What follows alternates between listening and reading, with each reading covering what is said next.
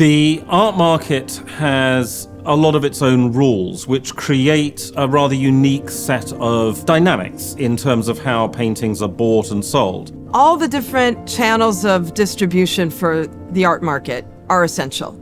Online sales, live auctions, dealers, art fairs. If someone wanted to buy a work from me or from any other gallery, they would initially reach out. I would normally want to understand a little bit more about their collection or what their interests are. And when I've understood more about what their interests are, I would then want to understand what are specific themes or imagery that pulls them into that artist so that I can really try and find the right work. The biggest reason to buy from auction is either because it's something historical that won't be offered at a gallery, or most importantly, when it's the best opportunity to buy the best work for the fairest price. One of the amazing things about walking into Christie's or Sotheby's is that in any given main auction season, you can see almost like a whole art history lesson. The greatest concerns of many collectors is if they are collecting the art of our time, if it holds that zeitgeist, if it is still timeless in a couple of decades from now on. So the criterion that I use about when to continue to collect an artist to higher and higher price tiers, first and foremost is how much I believe in the artist as a whole, not just an individual work, but their whole practice and how seriously they're taking it. So my collection's wide ranging and it really is just defined by what I love and what speaks to me.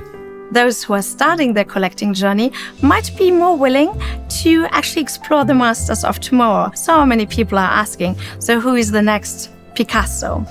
And I think not everybody knew back at that time that an artist is going to be the next Picasso. And putting your eggs into something that is very new means you might, over time, not only have done a cultural investment, but you will receive also the cultural acknowledgement that, yes, you have chosen one of tomorrow's masters. Art is generally priced according to the fame of the artist, but also the way in which it appeals to individual collectors. You can have a small group of people who are literally fanatical about an artist, their work. They feel a very strong attachment, and they will then be very, very key in determining the price of that piece of art. To buy a work of art, it's important to have knowledge, deep knowledge, and it's important to suspend knowledge for passion, because you feel it. I feel like a work of art has an aura of having been loved. And so when it's just quickly turned from dealer to dealer to dealer, I feel like it has a patina or a smell to it that it doesn't feel like it's been properly loved. So the best way to accrue value to works of art is to love them for a long time.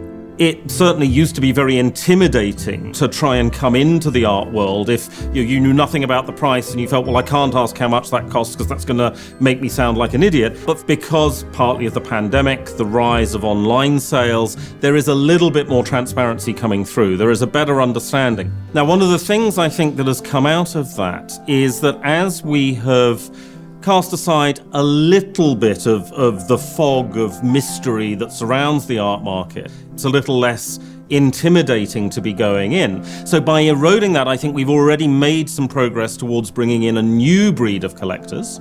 And this younger generation is, I think, going to be very important to the vibrancy and the sustainability of the art market over the medium term.